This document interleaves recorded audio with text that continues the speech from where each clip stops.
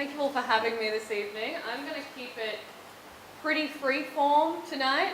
As much as I love PowerPoint, and I really do, that is a phenomenal program, I am not going to be using it this evening. Instead, I'm going to take you on a little bit of an internet journey because I think it's relevant to my practice. And you will come to see that when you can eventually see the screen.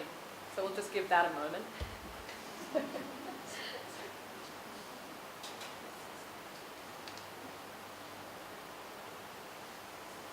There it is.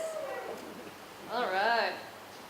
So we're just going to surf around on the web and go through a bit of what I do and a bit of why I do it.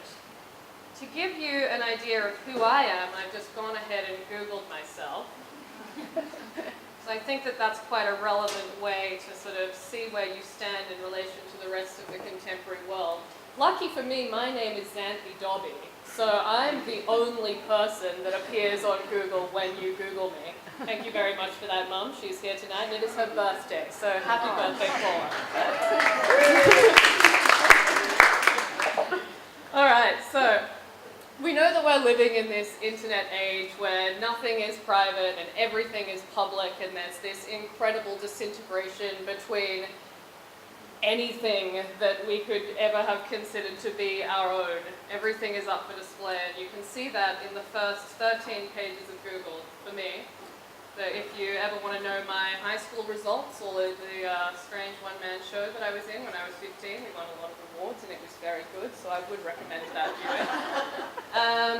I'm gonna talk about God for a second. Well, not really about God, more so about structures of worship. I've been thinking a lot about religion for quite a lot of years, and the way that we use it as a society to structure our lives, to give ourselves a sense of meaning. And I think that we've seen in the West over the many last decades that a desire to find God is sort of disintegrating away and has become sort of a conversational thing that we're just like, sure, I believe in God. And that has been replaced, I don't, by the way, this is not a God speech. That has been replaced by this new phenomenon, which is internet and which is social media. Now, instead of turning to God for meaning, we're turning towards social media platforms and towards new narrative structures. So we've got things like Instagram stories, which allow us to get these little snapshots into other people's narrative lives. And we've got things like Facebook memories, which allow us to see that we still existed 5 years ago and that we were having a really great time. And I think that it's interesting to think about those things in relation to worship, and that sort of permeates through the last several years of my practice. So in order to get started on my actual work, let's just jump on over to my website. One of these days I may buy a domain name and become a real artist, but that time is not yet. So, to get us started, I'm going to go through the assumption of virginity, which is probably my sort of foundation work. I made this piece when I was still at art school. It is a moving collage, which is based on a 15th century altarpiece by Pietro Perugino called The Assumption of the Virgin with... Do it now, lick it good. Do it now, lick it good. Do it now, lick it good. Do it now, lick it good. Do it now, lick it good. Do it now. So at the time that I made this work, I was just leaving art school. I was out of my honours year, and this was sort of the first real piece that I made after I'd left the institution. And I was thinking a lot about myself, as artists tend to do, and millennials. And I was thinking about the way, this is a basic idea really, the way that celebrities have sort of become the new deity. And I was obsessed with 14th and 15th century paintings as sort of these templates for the way that we know how to consume art. They're sort of these cultural signifiers that make so much sense to us, and I think that video art often suffers from being quite an impenetrable or difficult to understand medium. It can get very abstract, it can get very wanky, it can get very sort of insular, circle jerky, a bunch of dudes talking about how great technology is, and I wanted to sort of break that model by talking about pop culture, which nobody has ever done before, obviously. And so with this work, I decided to sort of remake these altarpieces with sort of sexy stock footage dances that I found on the internet, and Disney, I had Slavoj Žižek as God, because that's who I was into at the time as far as philosophy was concerned. The central figure, which is the Virgin, is Sasha Grey, who is a very famous porn star, and also kind of a feminist activist within her own right. And from that piece, I expanded out into a broader piece, which was a broader series of works, really, which is called Heavenly Bodies, Altered Pieces, which was a 5-part series that followed this model of sort of appropriating religious iconography and assessing ourselves in our pop cultural climate, and more specifically looking at sort of queer representation and the representation of women in the media.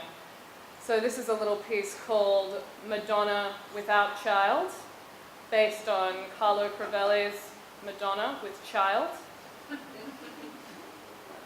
Hopefully the internet will serve its purpose, but it kind of makes sense if it fucks up a little bit, I think. So this will hopefully load, but it may not. I'll just keep scrolling. This is the painting that one was based on. There's so many beautiful paintings from this era. I have such a hard-on for this era of painting, which is probably why I keep referring back to it. Oh, this is a fun piece. This is called Not Today, Satan, which is a Bianca Del Rio quote. She is the winner of RuPaul's Drag Race, season 6, sorry, if you didn't know. I am a super fan of sorts, so that's not going to play either, but basically it is a whole bunch of drag queens doing some really great stuff, which is based on the central panel from, oh god, what is this? Oh, Hans Memling's Judgment Day triptych. So in this piece I had sort of RuPaul as the supermodel of the world being the archangel that is judging people at their final stand when the world's falling apart, as it kind of is now, post-Trump universe, etc., etc. And I had up the top the figure of Jesus, who was replaced by Alaska Thunderfuck, who's a really excellent drag queen, runner-up in season 5 and winner of All Stars 2. Sorry if I'm spoiling so much of RuPaul's Drag Race for you right now, but this shit has been out for years. You really need to get it together. This is one of my favorite pieces from that series. It's called Crucifixion, but fiction with F-I-C-T-I-O-N, because it's a pun. It's based on Rogier van der Weyden's Crucifixion triptych. And in this piece, I wanted to sort of play with appropriation of appropriation. So all of the people that are in this piece are white female rappers who obviously are very interesting as a cultural phenomenon, and they're part of this big movement of sort of third wave and post-feminism of reclaiming the self and shaking off the shackles of whorephobia and being sluts and owning your own body, but at the same time they're incredibly guilty of doing this horrible appropriation of black culture, essentially. So it's this really strange ideological space that we get into, which is why I have Brooke Candy, who is a female rapper, on the cross being crucified for her slutdom. And in the background we have Slut Is Now a Compliment, which is from her hit single That's Me, playing over and over and over again. Other features of this work include flying dildos in the Hogwarts castle. Just let you take that in for a second. So moving on from this series, I'm going to skip forward to last year, where I was working on the 1 million views series, which I believe Emile briefly mentioned in my bio. So, 1 million views I started making actually at the end of 2014. I was making it with Next Wave Festival, which is an incredible organization. If you ever want to put your money somewhere, donate to Next Wave because they're doing some good stuff. So I started working on this at the end of 2014. I met this artist in Sydney named Tian Baker. We were both finalists in this portraiture award at the National Portrait Gallery. Actually, it was the Assumption of the Virginity piece that was in there. And we got to talking about how we would love to collaborate. We both had incredibly different styles, but we found common ground in our obsession with YouTube and sort of this strange, fanatical thing that we do with this new brand of interactive celebrity that YouTube allows for. And we wanted to know these people and see what their lives were. So we pitched it to Next Waves and we managed to get into their Kickstart program. And then we spent the next 12 months following around these 6 Australian YouTube celebrities.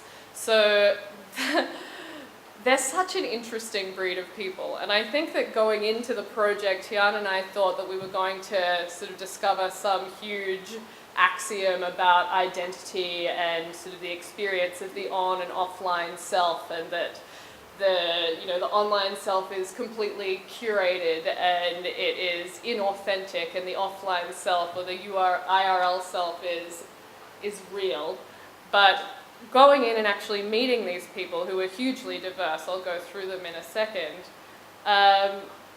we started to discover that there was such a huge bleed between these two personas, and that for a lot of them, they felt so much more comfortable when they were vlogging and when they were in their rooms and their spaces and they had their online communities and they could really be themselves in front of their little webcams or whatever fancy stuff they had. Some of them had some really extensive setups, but I will get into that.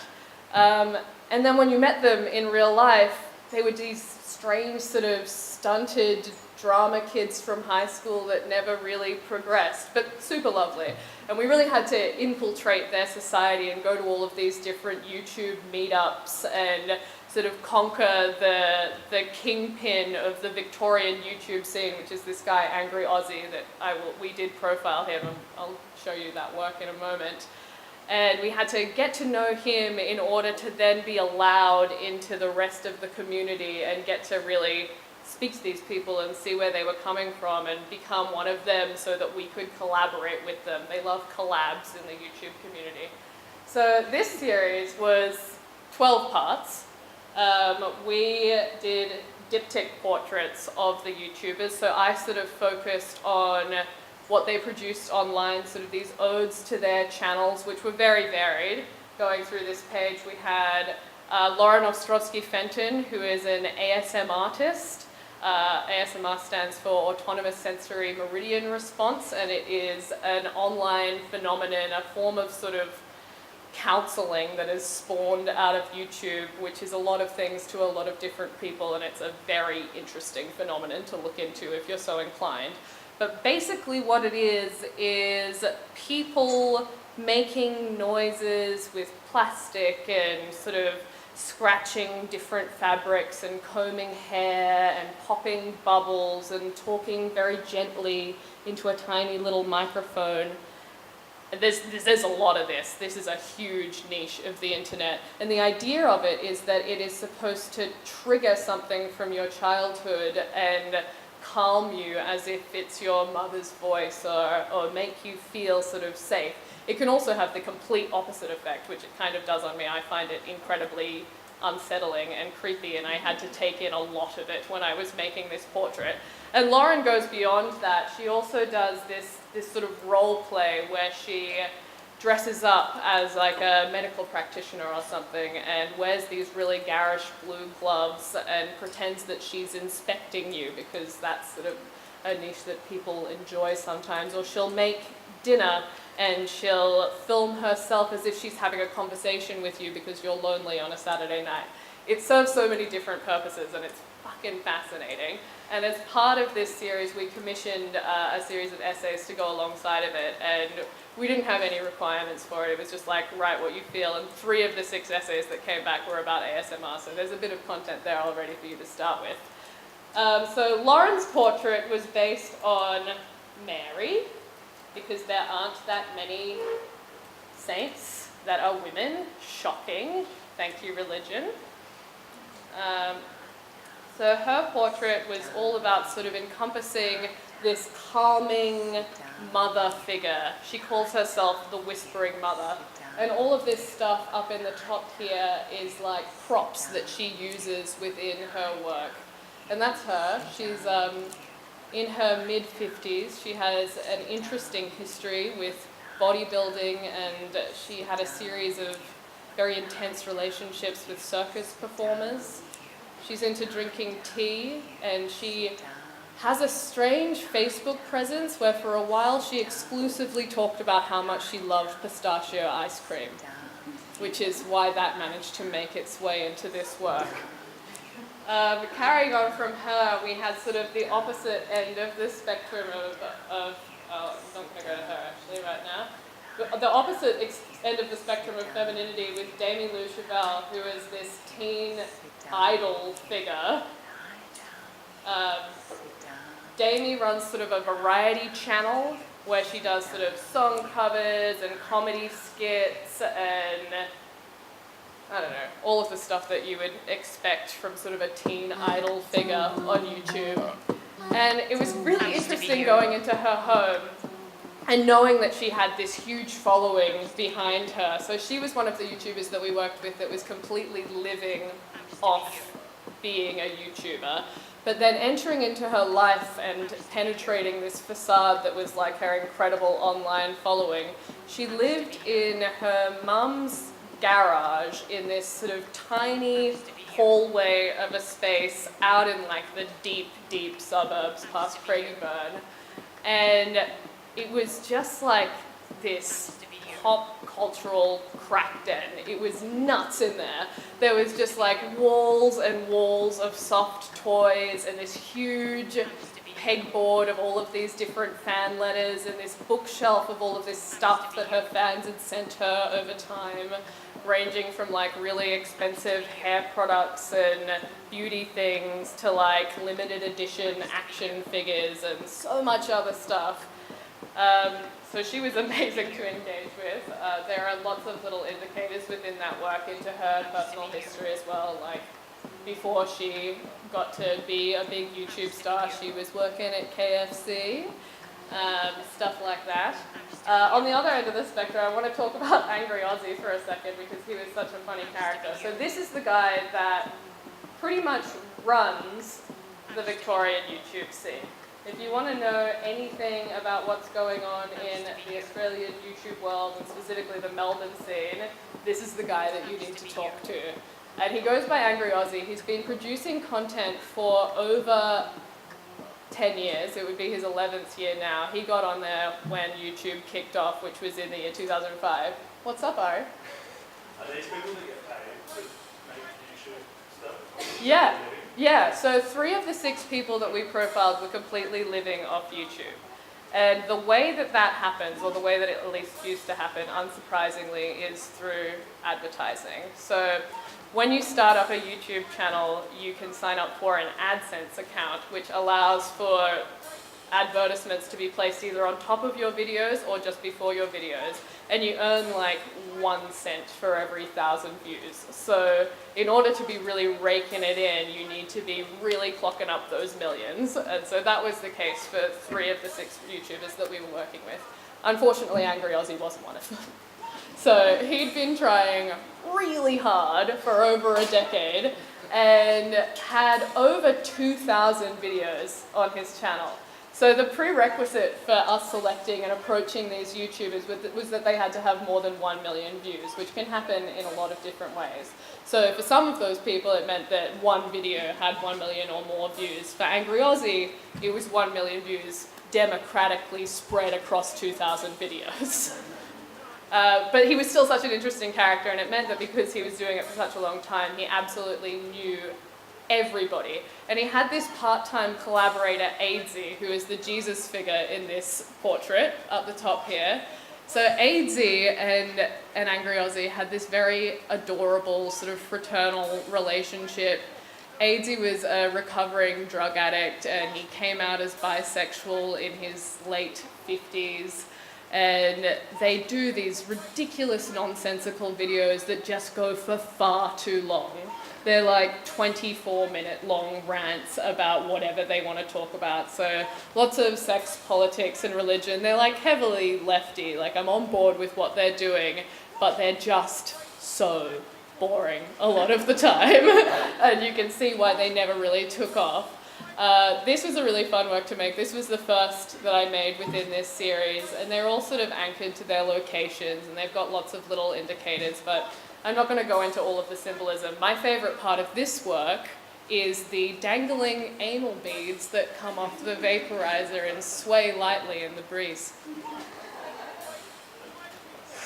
Other people that we covered within this series included Somali Sinha, who ran Foodie's Hut, so that's a West Bengali cooking channel. As you can see, all of these works were following through from that initial series that I showed you and using sort of a particular painting to reference from. But with Shamali, I felt quite uncomfortable applying a Western Christian context to her piece, so I decided to sort of source my compositional elements from a bunch of stuff. I tried to do a lot of reading about Hinduism, but I'm not sure if I still might have been a little bit, I don't know.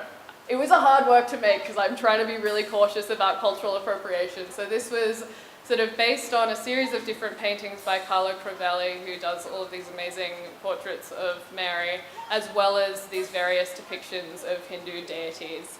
And I'm still not sure if that's really a cool thing for me to do or not, but she seemed chill about this interpretation of her, so that's the main thing, I suppose. So this particular piece is interesting because everything except the birds, obviously not the birds, everything in it is a recipe for one of her meals. So this is based on a vegetable curry of sorts that is made for the Durga Puja festival, which happens each year and is like hugely popular in West Bengal, which is where Shamali and her family were from. So all of the elements of it, from like the water to the rice field in the background, obviously not the tiger either. Again, this is a vegetarian dish. All of the elements add up to this dish right here. Yeah. Who else did we do? 6 of them, obviously. That's Angry. This guy was great. This is Andrew Eucles. He is a survivalist. He lives in West Dapto, which is like a pretty dodgy suburb a ways out of Sydney. He was a really interesting and genuine guy, and he's recently been picked up by Discovery, which is what the little globe in the top there is referring to be the sort of the new Steve Irwin. His channel is very much Steve Irwin meets Jackass. He's like totally nuts in the things that he does. And this particular piece was based on a painting by Michelangelo of St. Anthony, who is famous for sort of fighting his demons in the wild. He was like this nomadic monk character that went out and lived in nature and made sure that he got to, when he was buried, he decided that he didn't want to go back to the holy cemetery. He was buried on this mountain where he spent a lot of his life. So I thought that that was a particularly fitting saint for our young friend Andrew Eucles. And the piece that it's actually based on, it was a Michelangelo painting which was based on an Escher, I think it's Escher etching from the 11th century before. So it was sort of an adaptation of an adaptation of an adaptation. I kind of like that about it. But the painting that is actually based on the Michelangelo was painted by him when he was like 11. I will try and find it to show you because it's absurd. I don't think that's going to happen on here. Look it up. Temptation of St. Anthony. All right, wrapping things up. We've dwelt far too long on 1 million views, but if you want to learn more about that, you should go and look at the website, which still exists. Not that one. I think it's back here. 1 million views. So this has got not only my portraits, but also Tian's, which were these much more intimate, sort of in their space portraits of these people in their working environments. So for somebody like Lauren Ostrovsky-Fenton, that was her walk-in robe that she decided that she wanted to shoot all of her stuff in because it had the best audio qualities. So her portrait is her squatting on the floor in this tiny little cupboard surrounded by clothes. She had this sort of hoarder house that was out past Frankston where she lives with her 4 children, and then going through to sort of the rest of them. The rest of the figures there are really interesting as well, and I would recommend reading these essays, which are also really beautiful and have such interesting perspectives on what it is to be a person on the internet in this day and age. But jumping forward, I'm going to skip a bunch of shit and go to what we are talking about tonight, which is what you're going to see in a minute, in a couple of minutes, in about 35 minutes, I would imagine, when we go down to see the show, which is down at another space at Testing Grounds, curated by Yandel Walton. Thank you, Yandel. This is my 21st Century Greatest Hits screensaver pack. So what I'm showing tonight and what you will see is the first 6 parts of what will eventually be 18. I'm not even going to play them right now because I feel like you should be able to engage with them on your own as they're intended in desktop screensaver form. But the justification behind this work, where I sort of started with it, is I was thinking about what I was talking about at the start, sort of the way that social media adds this sort of narrative and this linear structure to our otherwise fairly chaotic lives, and thinking about the way that we reflect on history as an archival practice. And my starting point for these works was the Pantone Colours of the Year, which is something that Pantone, which is a paint brand, releases every year. And they become sort of these cultural signifiers for so many different parts of society. So it started in the year 2000 with the colour cerulean, which is sort of beautifully space age for what was happening in the year 2000. And leaks out into fashion and pop culture and so many different parts of society. And this is also a piece that is sort of about my own memory, so it's incredibly unreliable. It's sort of my idea of what that year was about mixed in with some retrospective research of what was important according to BuzzFeed lists or the equivalent at the time. So they start in the year 2000 and then go through to what is currently the year 2005, which I uploaded onto Vimeo earlier today. I will show you that one. It is Blue Turquoise was the year 2005. Great year. Each of them features a soundtrack from that year, from the top 40. So stuff that happened in the year 2005, for example, is YouTube was first, and there was this amazing viral clip of these 2 Asian schoolboys singing Backstreet Boys, which is what the Adidas jumpers there are for. Brokeback Mountain came out, hence the 2 horses having sex in the foreground there. Hurricane Katrina happened, which was the most expensive natural disaster ever. Disney turned 50, which is what that little archway is. There was all of those bombings in the London Underground. Jennifer Aniston was on the cover of Vanity Fair following the Brangelina fiasco. Tom Cruise did some really weird stuff on Oprah and came out as a Scientologist and bagged on about Katie Holmes for a while. Michael Jackson got let off on 10 counts of various forms of molestation, which is what all of the gloves are about. Harry Potter and the Goblet of Fire came out, and what else? Russell Crowe did that weird thing where he threw the hotel phone at that employee, which is what this whole front zone is about. So each of them sort of is supposed to spur your own memories for that time, and when we go down there, you can have a good look at all 6 of the years that are currently on display, and you can choose a piece and add your name to an email list, and then I will send it to you and you can install it on your home computer, as I single-handedly take down the white cube as the only form of exhibition-ing.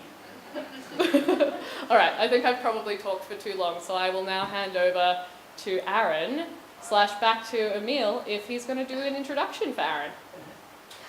And feel free to ask me questions after.